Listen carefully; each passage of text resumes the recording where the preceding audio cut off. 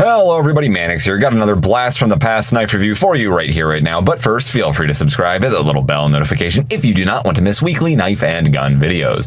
This is going to be on the original model, Cold Steel Voyager, in the XL size with the Tanto blade style. These went through a handful of different revisions before the 2011 model took over. This guy right here that we're more familiar with. This one, I believe, is the 2007 edition. Similar to the models that came out a few years prior, although the main difference being the blade steel. It has a VG1 stainless instead of the AUS 8A. And then if you go back a few years before that one, we're talking early 2000s, maybe even the mid and late 90s, somewhere around there, they had a Zytel pocket clip, a pocket clip that was embedded within the handle scale. So this is the last old model, or OG model, whatever you want to call it, version of the Cold Steel Voyager before the 2011 model with the triad lock, when they did a complete overhaul of the knife. But for the sake of this review, to keep things simple, let's just call it the old model Voyager. Let's get the specs out of the way real quick, as we always do. According to a PDF I am reading of the 2007 product catalog from Cold Steel, we have a 5-inch blade on this bad boy, a 6 1/8 inch handle, meaning the overall length is 11 1/8 inches, just under a foot, weighs 5.3 ounces, VG1 stainless steel blade, as I said, satin finish, Zytel handle scales, no stainless steel liners as far as I know. There might be some embedded along the spine around the lockback, but I've never dissected one of these and never seen one of these taken apart. You cannot really take these apart conventionally anyway because it's pinned together. Tip up right hand carry only. I mean, at least they got the whole tip up thing right. Before it was cool, but it is only right hand, not swappable to the left side. That did not happen until the new models came out. Lock back, not a triad lock. These are standard lock back knives. They have half stops in them. Hear that click right there? And then we hear the click when it actually locks in the open position. I have a video on why half stops exist, if you want to watch that. But basically, it just allows you to adjust the knife, adjust your position a little bit, makes it a little bit more safe when you're opening and closing it, because these typically require two hands to open and close. It's usually not a very good idea to try and close a lockback one-handed, although you certainly can do it. Very simple, very lightweight, still a very large ass folder. These are very, very big. 5-inch blades on folding knives are nothing to sneeze at. Not quite as big as the 5.5-inch XL Voyagers that we now have, but yeah, still very big. It's bigger than 4 inches. Again, very, very simple, relatively slim too. It's actually a pretty slim knife. I would call these tactical blades. Even the large size original model Voyagers, I would say, are still very good tactical blades. Hard use? I would say more like medium use, not G10. It's not steel handles, it's just Zytel, which is on the weaker side compared to most of the other handle materials we have. Again, very simple, very lightweight, medium duty, but that still, I think, can qualify it in the tactical use. We're not talking hard use. Tactical meaning a defense knife, a Marshall blade. Usually the knife doesn't have to be super strong to be a tactical blade, although everybody has kind of a different definition as to what that word even means. Generally, I think these are still strong enough. Lockbacks are still strong locking mechanisms, certainly stronger than liner locks and button locks. Not nearly as strong as the triad lock, but still a strong locking mechanism overall. Good enough for tactical use. We have a traction plan on here. We got a lot of reach. Again, long blade. And particularly this blade style, the Tanto, definitely a fighting blade. We have a very strong tip, very strong upper portion of the blade right here. You can do impact cuts. Good for gouging, good for twisting, prying. Very positive snap on this guy, both in your opening and closing it. Really, really, really awesome, cool knife. Don't like the thumb studs though. They're cone shaped. In 2007, when they upgraded to the VG1 stainless steel, they did this to the thumb studs. They made them cone shaped instead of the more cylindrical shape that we're familiar with. They are what they are. I don't think they're good. They're slippery. There's texturing on there, but it doesn't do anything. It's more aesthetic.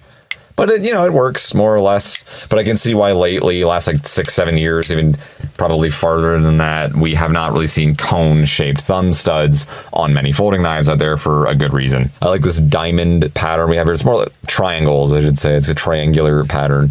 Really, really nice and grippy. Not quite as grippy as the Iron Cross pattern they upgraded to, but still grippy enough, I think. Perfectly grippy. Nice and smooth and rounded on the edges.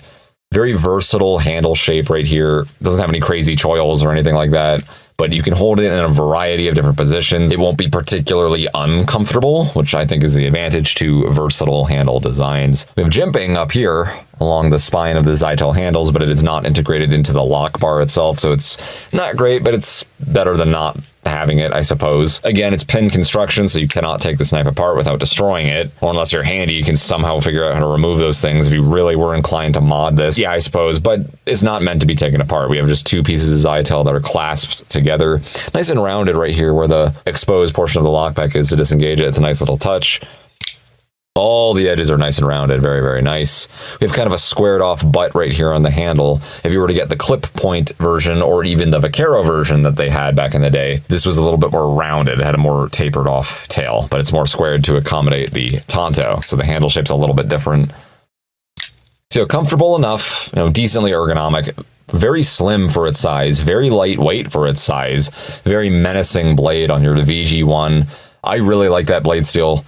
Not quite as good as VG10, but I think it's certainly an upgrade from AUS 8A. They downgraded back to AUS 8A when they came out with the new model Voyagers in 2011, but then they bounced all around with different blade steels. And currently, as of early mid-2024, they're at AUS 10A, which you could argue is a little better than VG1, but it's a different composition overall. It's all arguable at the end of the day. The pins are stronger than screws, but the main reason a lot of knife companies stopped using pins is mainly just because of cost. Pins are significantly more expensive than screws when it comes to manufacturing. The advantage to them is that they won't loosen nearly as quickly as screws will, but just like anything, they eventually will succumb to entropy regardless. Eventually, these will start loosening up on you. That's why when you get a knife that was made 25 years ago or so, this pin construction, there's a little bit of side to side in there. It may not be that exact same strong lockup it used to have. This is very, very tight. I'm detecting almost no movement. There's a little bit of side to side if I really crank on it, but it's almost undetectable. This one happens to be in very good condition. You can see that pocket clip's very nice. Not many scratches anywhere, no obvious signs of wear almost anywhere on this knife, despite it being made somewhere around 2007. Not sure what the history of this is. I think I bought this like 3 years ago, something like that. Used. Very, very good lockup still on these pins, but the disadvantage to them being, again, you cannot take the knife apart. You cannot adjust it if it did happen to loosen up on you at some point. And because it's a lockback, if you really wailed on this thing, it might.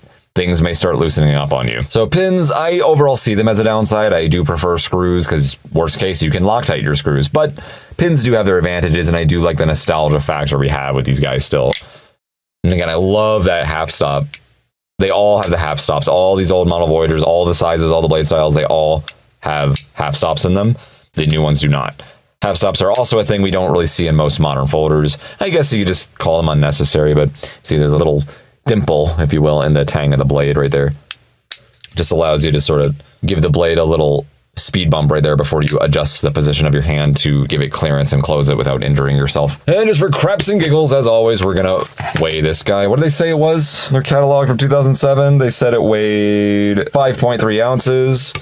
My scale is saying 5.4. Now, they didn't say which blade style in particular weighs that, so they could have been referring to the clip or the Vaquero.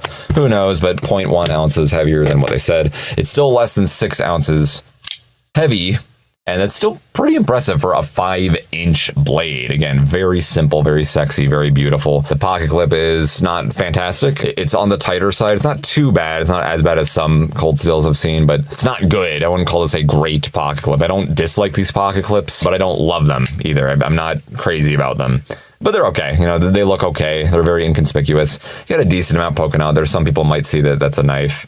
It would be nice if they popped this like maybe right there, so just a little bit more covertness factor here. But these days, people would be complaining if it was not a loop overclip. Loop overclips are still all the rage. A lot of people love those things. I like them, but I don't like them if I cannot extract the knife out of my pocket. Sometimes I can't. Depends on the fabric of my pocket. It depends on the knife itself, its overall design, the tightness of the pocket clip. There's a lot of variables, but it's kind of weird doing reviews like this because this knife is so old. They haven't made these things in almost 2 decades now. So if I say, oh, they should do this, they should adjust that, they should change this, well, it's kind of too late for that. In fact, they probably made a lot of those adjustments I would otherwise be complaining about. So I guess I can't really say anything, huh? There's a little lanyard hole in there too if you want to make it extra tactical. Want to make it a little bit easier to extract and have even more to grip onto. That's probably a good idea. such a big knife like this if that's how you wanted to use this thing. These things, if you find them in decent condition, you might get them for like a little above $100, maybe 140, 150 online. For good ones in like pristine condition, 250, hell, maybe even up to almost 300 if it was new in box with the box and the paperwork and everything. Expect to pay somewhere around maybe $150 to $200 for these things, depending on the condition. Plain edge is going to make them more rare and more expensive. There's a lot of serrated ones and combo edges you can find out there, but in my experience, they're just not worth nearly as much as the plain edges. The plain edges seem to be a lot more popular and more scarce. So that's it. That's the old model Cold Steel Voyager, the Tanto blade XL size.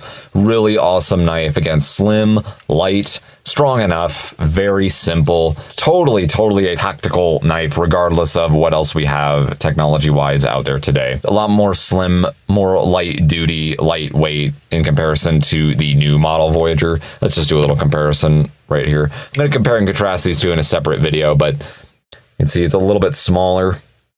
Certainly a lot more slim, wow. The new Voyagers are beefy. You know, it's funny. I've said in all my videos about these old model Voyagers, I keep saying they don't have steel liners in them as far as I know, but I can't tell. I've really inspected these things. I can't tell if there's liners in there. I do see a line in there, and I see some reflection in there. It looks like there might be a liner, but I think that's just the Zytel. The Zytel is also reflective. I don't know what that line is doing there. You can kind of see it disappears like right there. It looks like steel. It looks like a steel liner, but I don't know if it is. I think that's just a line in the Zytel. I can't tell. It feels like there's a steel liner in there. There's not that much give, so maybe there are steel liners in these things.